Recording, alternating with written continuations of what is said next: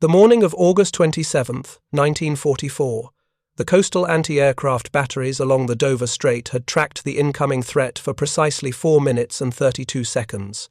British radar operators watched the luminous dots crawl across their cathode screens, each one representing a ton of high explosive hurtling toward London at 400 miles per hour. The German Vergeltungswaffe, the vengeance weapon, Hitler's mechanical answer to D-Day. But something was different this morning. The gunners loading shells into their 3.7-inch and 90mm guns were inserting rounds that looked identical to conventional ammunition, save for a small serial number stamped near the base. Inside each projectile, packed into a space no larger than a coffee can, was a device German engineers had dismissed as technologically impossible, a miniature radar system that would rewrite the mathematics of aerial warfare. Of the 104 flying bombs detected approaching the English coast that morning, 82 would never reach their targets. They would explode in mid-air, torn apart by shells that detonated at precisely the optimal moment, without requiring a direct hit. The Germans had calculated that conventional anti-aircraft fire would be useless against their revolutionary weapons. They were about to discover how catastrophically wrong they had been. Before we jump back in, tell us where you're tuning in from, and if this story touches you, make sure you're subscribed because tomorrow I've saved something extra special for you. The story of how American scientists created a weapon so advanced it remained more heavily guarded than the atomic bomb begins, not with military planners, but with a simple, brutal arithmetic. In the early months of World War II, destroying a single enemy aircraft required firing, on average, between 2,000 and 20,000 artillery shells into the sky. The mathematics were merciless. A battery of anti-aircraft guns could fire for hours, expend thousands of rounds, and watch enemy bombers continue their deadly work untouched. The problem was fundamental to the nature of aerial warfare. Anti-aircraft shells used either contact fuses, which required a direct hit on a fast-moving target, or timed fuses, which had to be manually set to explode at a precise altitude calculated by the gun crew. Miss by even 30 feet, and your shell exploded harmlessly in empty air while the aircraft flew on. The odds of actually hitting an aircraft were so low that many commanders viewed anti-aircraft fire as mere harassment rather than an effective weapon. In August 1940, as the Battle of Britain raged and German bombers pounded London night after night, both British and American scientists began independent efforts to solve what seemed an impossible problem. How do you make a shell intelligent enough to find its own target? The British, under scientists like Sir Samuel Curran and William Butemont, made initial breakthroughs with radar-based proximity detection.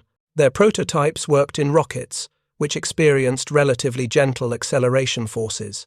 But traditional artillery pieces generated forces so extreme that they shattered every electronic component the British tried to use. Across the Atlantic, the newly formed National Defense Research Committee assigned the Proximity Fuse project to Section T of the Department of Terrestrial Magnetism at the Carnegie Institution in Washington. The man chosen to lead this effort was Dr. Merle Anthony Tuve, a brilliant physicist who would prove to be exactly the right leader for an impossible mission. Tuve understood that conventional thinking would never solve the problem. The requirements seemed to contradict the laws of physics themselves. Create a miniaturized radio transmitter and receiver that could fit inside an artillery shell. Make it survive being fired from a 5-inch naval gun, experiencing acceleration forces of 20,000 times gravity. Have it continue functioning while spinning at 25,000 revolutions per minute. Make it sensitive enough to detect an aircraft and calculate the optimal moment to detonate. And do all of this using 1940s electronics technology with vacuum tubes and components designed for living room radios. To understand the magnitude of this challenge, Tuve's team conducted a simple but horrifying experiment. They placed a common housefly inside an empty artillery shell and fired it vertically into the air. When they recovered the shell and examined it carefully, the fly had vanished. After meticulous inspection, they found only a slight residue on the interior surface. The acceleration forces had literally liquefied the insect, and they needed to build electronic equipment that could survive these same forces and still function flawlessly. The summer of 1941 brought both progress and frustration to Section T. The team had settled on a radio-based approach using the Doppler effect. The fuse would transmit radio waves continuously. As the shell approached a target, the reflected waves would show a characteristic frequency shift. This shift would trigger the detonation circuit at precisely the right moment. The theory was elegant. The execution required revolutionary advances in miniaturization and materials science. Dr. James Van Allen, who would later discover Earth's radiation belts, led the effort to create vacuum tubes small enough to fit inside a shell, yet rugged enough to survive being fired from a cannon. Working with companies like Western Electric and Raytheon, Van Allen's team redesigned tubes originally developed for hearing aids. They reduced them to the size of pencil erasers while strengthening them to withstand forces that would destroy any conventional electronic component. The power supply presented another seemingly insurmountable challenge. How do you create a battery that can generate electricity after being subjected to 20,000 gs of acceleration? The solution demonstrated the kind of innovative thinking that characterized the entire proximity fuse program. Engineers designed a glass ampoule filled with electrolyte solution. During the violent acceleration of firing, the ampoule would shatter, mixing the chemicals and creating a battery. This meant the fuse was completely inert during handling and storage, becoming active only at the moment it was fired. By early 1942, Section T had outgrown its space at the Carnegie Institution. The program required dedicated facilities, expanded staff, and greater secrecy. Tuve approached Johns Hopkins University, his alma mater, with a proposal. Would they sponsor a new laboratory dedicated to this critical war work? The university trustees initially refused. Tuve couldn't tell them what the laboratory would do. The project was too secret. Then President Franklin Roosevelt personally intervened. Word reached Johns Hopkins President Isaiah Bowman that this was a matter of the highest national importance. The trustees reconsidered. In a matter of weeks, Johns Hopkins University agreed to sponsor what Tuve called the Applied Physics Laboratory. The first facility was a converted 3-story building in Silver Spring, Maryland, that had previously housed a used car dealership and social security offices on the upper floors. Preparing and narrating this story took us a lot of time, so if you are enjoying it, subscribe to our channel. It means a lot to us. Now, back to the story. The security surrounding the proximity fuse program rivaled that of the Manhattan Project. Workers in the more than 100 factories producing components often had no idea what they were building. Each fuse carried a unique serial number for tracking. Scientists and engineers couldn't discuss their work with their families. The device was given the deliberately misleading designation Variable Time Fuse, or VT fuse, to hide its true nature as a radar proximity device. Tuve's management philosophy was perfectly suited to wartime urgency. He posted a series of maxims throughout the laboratory that captured his approach. "I don't want any damn fool in this laboratory to save money," one read. "I only want him to save time. Shoot at an 80% job. We can't afford perfection. Don't try for an A in a war. D is necessary and enough, but an F is fatal." Another maxim was even more direct about the stakes. "The best job in the world is a total failure if it is too late. Our moral responsibility goes all the way to the final battle use of this unit. Its failure there is our failure, regardless of who is technically responsible for the causes of failure. It is our job to achieve the end result." By August 1942, the proximity fuse was ready for its critical test. At a remote location on the Chesapeake Bay, Navy observers gathered to watch artillery crews fire shells equipped with the new fuses at radio-controlled drone aircraft. The results stunned everyone present. Shell after shell exploded at precisely the right moment, at precisely the right distance from the target. Drones that would have required hundreds or thousands of conventional shells to destroy were falling from the sky after just a few proximity-fuzzed rounds. The first combat use came 5 months later, on January 5, 1943. The light cruiser USS Helena was operating off Guadalcanal when Japanese dive bombers attacked at dawn. Lieutenant Red Cochran, commanding the aft 5-inch battery, ordered his crews to load proximity-fused shells. 2 Aichi-99 dive bombers screamed toward the Helena. Cochrane's gunners fired an estimated 50 to 60 shells in 90 seconds. Both Japanese aircraft fell from the sky, destroyed not by direct hits but by shells that exploded near them, filling the air with lethal fragments. The proximity fuse that had just revolutionized naval warfare. For the rest of the Pacific campaign, the device would prove devastating against Japanese aircraft, particularly during kamikaze attacks in the war's final year. But the Pentagon maintained strict restrictions on the fuse's use. It could only be fired over water, where unexploded rounds would sink and the secret would remain safe.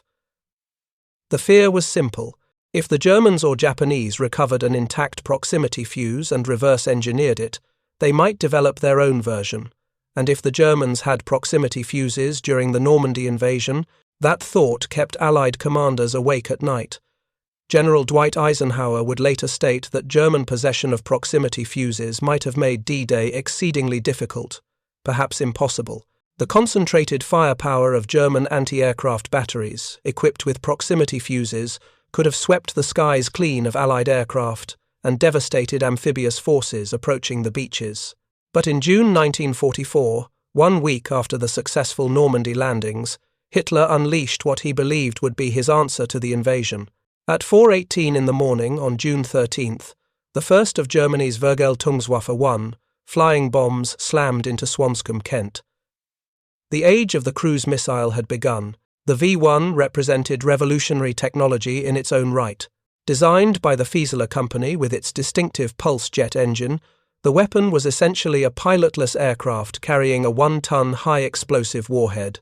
The pulse jet, firing 50 times per second, created a characteristic buzzing sound that gave the weapon its British nickname, the Buzz Bomb, or Doodle Bug.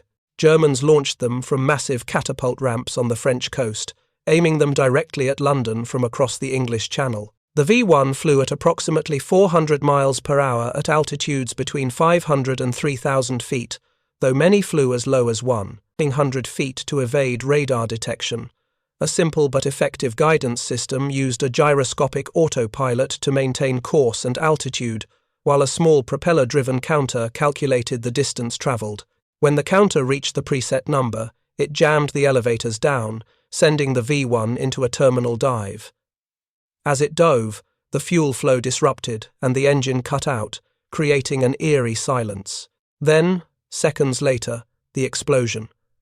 The psychological impact on London's population was devastating. Imagine hearing that distinctive buzzing sound approaching in the sky. You knew that when the engine stopped, death would fall from above within seconds. During the summer of 1944, Germany launched an average of 120 V-1s per day at England. By late August, 1.5 million people had evacuated London. Work production declined. The V-1 campaign was achieving exactly what Hitler intended, forcing Britain to divert massive resources to defence while spreading terror among civilians. British defences initially struggled against the new threat. Fighter aircraft like the Hawker Tempest and de Havilland Mosquito could intercept V-1s, but required exceptional skill and nerve. Some pilots developed the dangerous technique of flying alongside a V-1 and using their wingtip to flip it over, disrupting its gyroscopes and sending it into an uncontrolled crash. This required positioning their wingtip within 6 inches of the V-1's wing surface while flying at full speed at low altitude. Anti-aircraft guns faced even greater challenges. The V-1s flew too fast and too low for conventional fire control to be effective.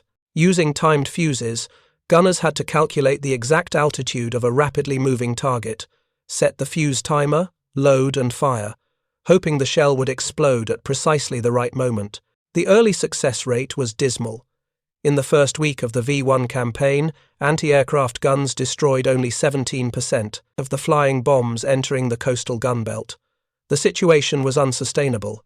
If the V-1 campaign continued at this intensity, it could force Britain to negotiate, or at minimum delay the liberation of Europe by months. Churchill and his military commanders faced a critical decision. The proximity fuse existed. It had proven devastatingly effective in the Pacific. but using it over land meant risking the capture of an intact device by German forces. On June 12, 1944, just one day before the first V-1 struck London, the United States authorized the use of proximity fuses over land for the defense of Britain against the flying bombs. It was a calculated risk born of desperate necessity. The Pentagon recognized that the V-1 threat was so severe that the benefits of deploying proximity fuses outweighed the risks of potential compromise. The transformation began immediately, though it took weeks to reach full effectiveness. Anti-aircraft batteries had to be repositioned and re-equipped. Gunners required training on the new ammunition, though they couldn't be told how it actually worked. Gun-laying radar had to be deployed to coastal positions. Sophisticated command and control systems, including some of the first practical applications of analog computers developed by Bell Labs, had to be integrated with existing defenses. By mid-August, the coastal gun belt was fully operational with proximity fuses, advanced radar, and automated fire control systems. The impact was immediate and dramatic. The destruction rate climbed from 17% to 60% by August 23. In the final week of August, 74% of V-1s entering the gun belt were destroyed, and on one remarkable day, 82% of the flying bombs were shot down before reaching their targets. If you find this story engaging, please take a moment to subscribe and enable notifications. It helps us continue producing in-depth content like this. The efficiency improvement was staggering. Early in the campaign, destroying a single V-1 required an average of 2,500 artillery shells. With proximity fuses and integrated fire control systems, that number dropped to 100 shells per kill. Some batteries achieved even better ratios. The mathematics of aerial defense had been fundamentally rewritten. German engineers monitoring the campaign from across the Channel couldn't understand what had changed. Their calculations had shown that conventional anti-aircraft fire would be largely ineffective against the V-1s. The weapons flew too fast, too unpredictably, yet suddenly, in late summer, their flying bombs were falling from the sky in unprecedented numbers. What had changed? Intelligence reports reaching German High Command described a new type of shell that seemed to explode at precisely the optimal moment without requiring a direct hit. Some speculated about radio-controlled detonation, but this seemed technologically implausible. Others suggested sophisticated new timed fuses, but the consistency of the results argued against this explanation. The truth, that Allied shells contained miniature self-contained radar systems, was beyond what German scientists believed possible with available technology. This failure of imagination is crucial to understanding the proximity fuse story. German scientists had been working on proximity fuse concepts since the early 1930s. They had explored multiple approaches: acoustic, optical, radio frequency. But German research was hampered by Hitler's 1940 directive, known as the Führer Directive. It mandated that any weapons development program that couldn't be completed and put into production within 6 months should be abandoned. Resources were to be concentrated on projects with immediate tactical value. This short-term thinking proved catastrophic. The proximity fuse required years of development. It needed breakthroughs in miniaturization, materials science, circuit design, and manufacturing processes. None of these could be achieved in 6 months. German scientists, despite their considerable expertise, concluded that a practical proximity fuse for artillery was impossible, given available technology, and abandoned their programs. In contrast, the American approach embraced long-term thinking and accepted uncertainty. Dr. Tuve's philosophy of shooting for 80% solutions rather than perfection, of accepting that D-grade work delivered on time was more valuable than A-grade work delivered too late, represented a fundamentally different approach to technological development under wartime pressure. The Americans understood that breakthrough innovations required sustained effort, adequate resources, and tolerance for iterative failures. The industrial dimension of the proximity fuse program was equally revolutionary. Over 100 major manufacturers participated in production, with more than 2,000 suppliers and sub-suppliers providing everything from specialized glass tubes to powder charges. This represented one of the first large-scale applications of printed circuit technology, presaging the electronics revolution that would follow the war. Companies like Crosley, RCA, Eastman Kodak, McQuay Norris, and Sylvania became major producers. The Sylvania plant in Ipswich, Massachusetts, alone produced 5,683,000 fuses, more than any other single location. At peak production, Crosley was manufacturing 16,000 fuses per day. The program cost over $1 billion in 1940s currency, second only to the Manhattan Project in wartime expenditure.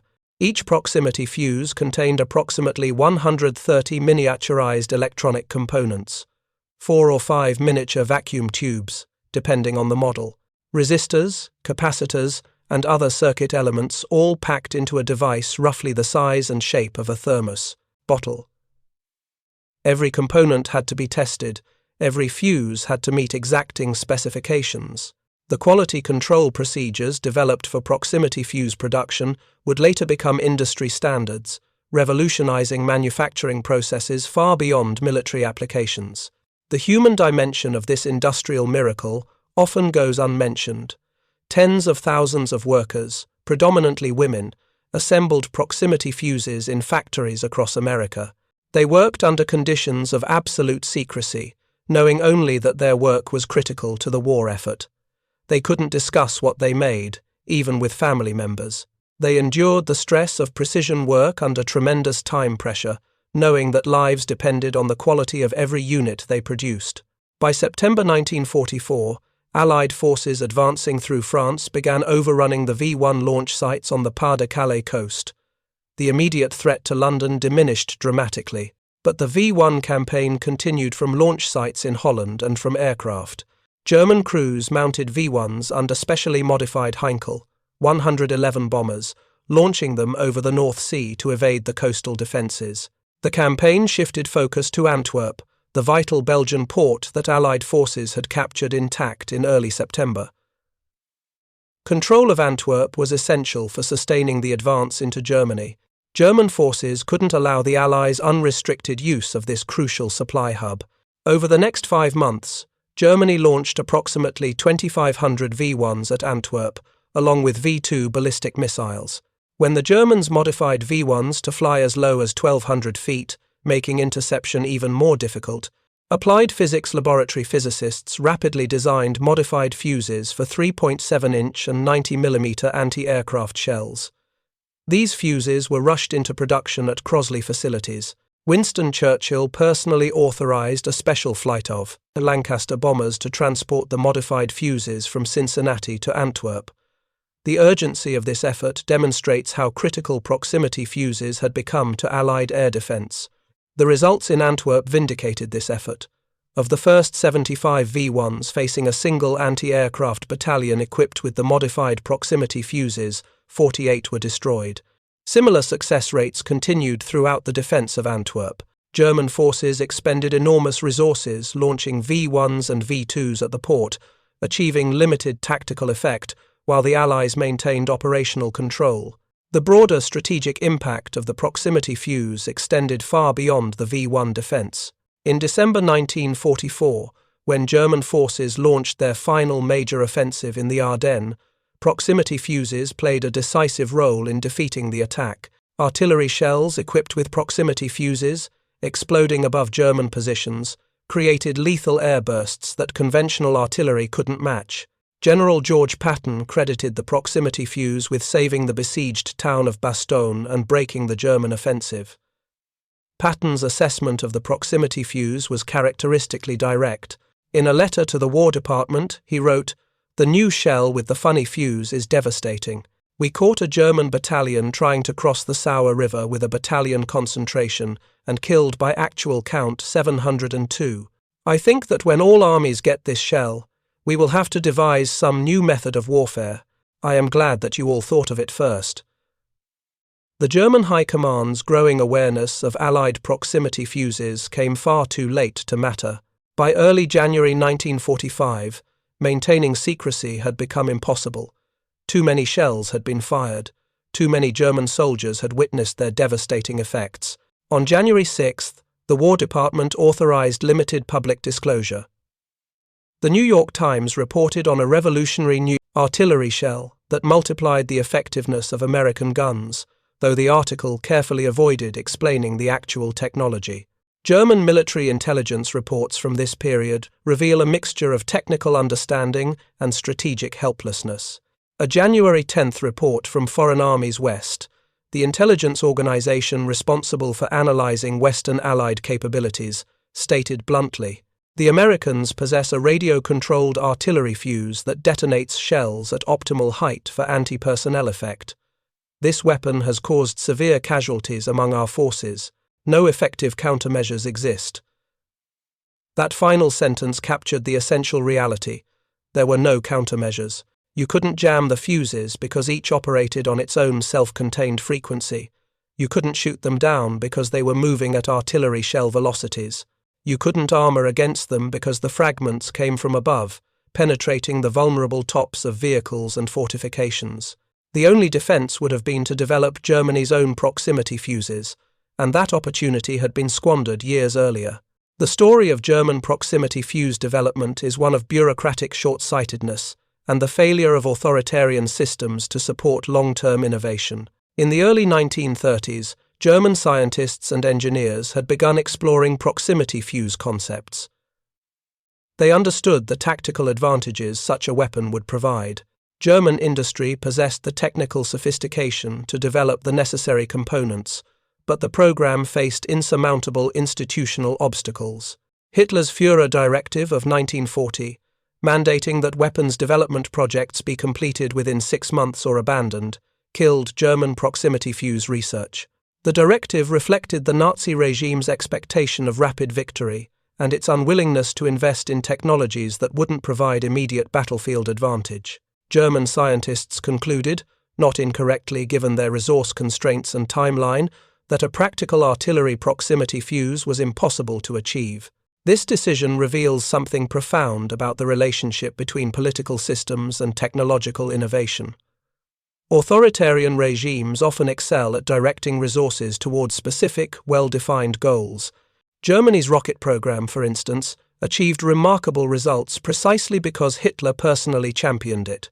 But breakthrough innovations often require sustained effort over years, tolerance for failure, acceptance of uncertainty, and collaboration across multiple institutions. These are precisely the conditions that authoritarian systems struggle to maintain. The American proximity fuse program succeeded because it embodied democratic institutional strengths. Multiple organizations collaborated: universities, private industry, military services, government research laboratories. Scientists and engineers were given clear objectives but substantial autonomy in how to achieve them. Failure was accepted as part of the development process. Resources were sustained over years rather than months. Dr. Tuve's maxim that D-grade work delivered on time was more valuable than A-grade work delivered too late represented a sophisticated understanding of innovation under pressure. Vannevar Bush, who as director of the Office of Scientific Research and Development oversaw the proximity fuse program, along with dozens of other wartime research efforts, credited the device with 3 significant strategic effects. First, it was crucial for defense against Japanese kamikaze attacks in the Pacific Theater. Second, it proved decisive in defeating the German Ardennes offensive. And third, it ended the V-1 threat to Britain and later to Antwerp. Each of these contributions shortened the war and saved lives. But the proximity fuse's legacy extends far beyond World War II. The device represented the first truly smart weapon, the first that could sense its environment and make autonomous decisions about when to detonate. Every precision-guided munition developed since, from early guided missiles to modern smart bombs, traces its conceptual lineage to the proximity fuse. The miniaturization techniques developed for the fuse revolutionized electronics. Dr. James Van Allen's work on rugged, miniaturized vacuum tubes led directly to his later achievements in space science. The quality control procedures established for fuse production became industry standards. The organizational methods coordinating hundreds of suppliers, pioneered modern supply chain management. The proximity fuse program demonstrated that massive scientific and industrial mobilization could solve problems that seemed impossible, a lesson that would influence everything from the space race to the development of modern computing. But perhaps most importantly, the proximity fuse proved that in modern warfare, scientific and technological superiority could overcome traditional military advantages. Germany possessed superior rocket technology with the V-1 and V-2. German scientists and engineers were among the world's finest. Yet Germany was defeated by a democratic coalition that understood how to harness scientific innovation more effectively. The statistics of the V-1 campaign tell the story in stark numerical terms. From June 13 to October 5, 1944, when Allied forces finally overran all launch sites within range of England, Germany launched approximately 9,500 V-1s at Britain. Of these, roughly 6,500 were destroyed or crashed before reaching their targets. Anti-aircraft guns equipped with proximity fuses accounted for the destruction of approximately 1,800 V-1s. Fighter aircraft shot down similar numbers. Barrage balloons accounted for another 200. The V-1s that reached London killed 6,184 people and seriously injured 17,981. The casualties were horrific, the damage substantial, but they represented a fraction of what Hitler had intended. German planners had expected the V-1 campaign to force Britain to divert massive resources to home defence, possibly even to negotiate. Instead, proximity fuses and integrated air defences reduced the V-1 from a potentially war-winning weapon to a terroristic nuisance. The human cost of developing the proximity fuse rarely appears in official histories. Factory workers, predominantly women, laboured under tremendous pressure and absolute secrecy. They couldn't discuss their work. They didn't know if what they were building would succeed. They endured the psychological burden of knowing that lives depended on the quality of every unit they assembled. Accidents occurred, though security restrictions meant they were never publicised. Workers at Crosley Corporation, Emerson Radio, and other facilities suffered breakdowns from stress and exhaustion. Yet the moral calculation of war forces difficult questions. How many Allied lives did proximity fuses save? If the Battle of the Bulge had lasted longer without proximity-fused artillery, how many more soldiers would have died? If the V-1 campaign had succeeded in forcing Britain to divert resources from the liberation of Europe, how many more concentration camp victims would have perished? While battles raged, every day the war shortened, potentially saved thousands awaiting liberation. British General Frederick Pyle, who commanded anti-aircraft command throughout the V-1 campaign, assessed the proximity fuse's contribution in characteristically understated British fashion. In an April 5, 1946 article in the London Times, he wrote, "It was the proximity fuse which made possible the 100% successes that A. Command was obtaining regularly in the early months of last year. American, scientists gave us the final answer to the flying bomb." General Eisenhower's assessment was more dramatic. He stated that without proximity fuses, German possession of such technology during the Normandy invasion might have made D-Day exceedingly difficult, perhaps impossible. The concentrated anti-aircraft fire of German batteries, equipped with proximity fuses, could have devastated Allied aircraft and amphibious forces. The invasion might have been delayed by months or even cancelled. The entire course of the war might have changed. Air Force General Sam Phillips expressed similar views in a 1988 interview. Had the Germans perfected an effective proximity fuse well before the war ended, he stated, the outcome of the war could significantly have been affected. This assessment, coming decades after the war from a senior military officer with access to complete records, underscores how critical the proximity fuse was to Allied victory. Admiral Lewis Strauss, writing in the 1960s, called the proximity fuse one of the most original and effective military developments in World War II. He noted that while no single invention won the war, the proximity fuse must be listed among the very small group of developments, such as radar, upon which victory very largely depended. The legacy of the 1940s work at Johns Hopkins Applied Physics Laboratory extends directly into the present day. The laboratory, which began in a converted used car dealership in Silver Spring, Maryland, with a handful of scientists working on an impossible problem, evolved into one of the world's premier research institutions. Today it employs over 8,000 people and conducts research across virtually every domain of national security and space science.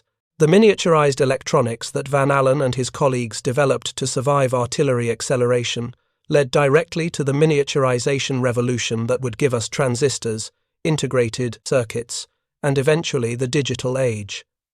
The radar principles embedded in the proximity fuse evolved into the guidance systems for every modern missile. The concept of autonomous sensors making split-second decisions became the foundation for all smart weapons, from guided missiles to modern autonomous systems. But the proximity fuse story also carries lessons about the nature of innovation and the relationship between science and democracy. The American system's ability to mobilize scientific talent, sustain long-term research programs, coordinate complex industrial efforts, and accept iterative failure as part of innovation proved decisive. These same capabilities would later put Americans on the moon, develop the Internet, and drive the technological advantages that shaped the late 20th century. German scientists were brilliant. German industry was sophisticated. German engineering was world-class. Yet Nazi Germany failed to develop a proximity fuse not because of technical inability, but because of institutional and political failures.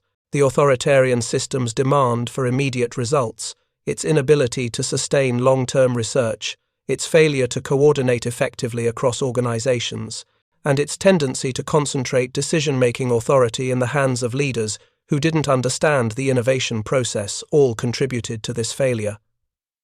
Dr. Tuve understood something that Hitler and his generals did not. Innovation under pressure requires embracing uncertainty, accepting imperfection, empowering scientists and engineers, sustaining effort over time, and focusing ruthlessly on outcomes rather than processes. His maxims posted throughout the applied physics laboratory captured this philosophy perfectly. Don't save money, save time.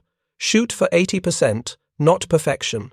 D-grade work delivered on time beats A-grade work delivered too late. Our responsibility extends all the way to the battlefield. This philosophy produced over 22 million proximity fuses during World War II. Each one contained approximately 130 electronic components. Each one represented a small miracle of miniaturization and ruggedness. And collectively, they changed the nature of warfare forever. The final V-1 to strike England fell on March 29, 1945, hitting Datchworth in Hertfordshire. It was the last enemy action of any kind on British soil. The V-1 campaign, which Hitler had expected to force Britain to its knees, had failed. Proximity fuses, integrated air defences, fighter aircraft, and barrage balloons had reduced Hitler's vengeance weapons to costly failures that consumed resources Germany desperately needed elsewhere. In total, approximately 10,000 V-1s of all types were launched against England during the campaign. Fewer than 4,000 reached the Greater London area. The rest were destroyed by defences that had learned to turn near misses into kills through the application of revolutionary technology. The Germans had calculated, quite correctly, that conventional anti-aircraft fire would be ineffective against their weapons. What they hadn't calculated was that the Americans would make conventional anti-aircraft fire obsolete. The morning of August 27, 1944, when 82% of V-1s approaching the coast were destroyed by proximity-fused artillery, marked a turning point not just in the V-1 campaign but in the history of warfare. For the first time, defensive weapons possessed the sophistication to reliably intercept fast-moving aerial targets. The age of the smart weapon had arrived, though few people realized it at the time. German soldiers who survived encounters with proximity-fused artillery, whether defending against V-1 attacks or fighting in the Ardennes or facing American guns anywhere on the battlefield, encountered something that fundamentally changed their understanding of combat: artillery shells that exploded at precisely the right moment, weapons that seemed intelligent, death delivered with mathematical precision that no amount of training or courage could overcome. This was the future of warfare that the proximity fuse represented. Weapons that could think, react, and adapt faster than human reflexes allowed. Weapons that used technology to multiply lethality while reducing the need for perfect human performance. Weapons that transformed near misses into kills and rendered traditional defensive tactics obsolete. Today, as we live in an age of guided missiles, smart bombs, autonomous systems, and weapons that can select their own targets, we can trace the lineage directly back to that converted used car dealership in Silver Spring, Maryland. Every Patriot missile that defends against incoming threats, every precision munition that strikes with GPS-guided accuracy, every autonomous system that makes split-second decisions carries within it the DNA of the proximity fuse. The Germans had laughed at the possibility of such sophisticated electronics surviving the brutal forces of artillery fire. Their scientists had concluded it was impossible. Their engineers had abandoned research programs because the Führer directive demanded immediate results. Their intelligence services dismissed early reports of Allied proximity fuses as exaggeration or propaganda. Their laughter died in the skies over London and in the forests of the Ardennes as American ingenuity transformed the impossible into the operational. The V-1 flying bomb was revolutionary technology. Its pulse jet engine, its guidance system, its overall design represented genuine innovation. But it was defeated by even more revolutionary technology, by weapons that could think and react, by American scientists and engineers who refused to accept that the impossible was anything other than another engineering problem waiting to be solved. In the contest between Hitler's vengeance weapons and American proximity fuses, between authoritarian Germany's demand for immediate results and democratic America's willingness to sustain long-term research, between the Reich's brilliant but constrained scientists and Doc Tuvey's empowered team at Johns Hopkins, the outcome was decisive. The side that understood innovation, that built systems to support it, that accepted uncertainty as the price of breakthrough achievements, prevailed. The proximity fuse saved London from the full fury of Hitler's V-1 campaign. It shortened the war by months, perhaps longer. It saved countless lives, both military and civilian. It changed the nature of warfare forever. But perhaps most importantly, it proved that in the modern world, the society that can best harness scientific innovation, that can organize its universities and industries and government institutions in service of technological advancement, holds the ultimate strategic advantage. That morning in August 1944, as German V-1s fell from the sky over the Dover Strait, torn apart by shells that detonated at precisely the optimal moment, the future of warfare became clear. Intelligence would defeat brute force, technology would overcome numbers, innovation would prove more valuable than tradition.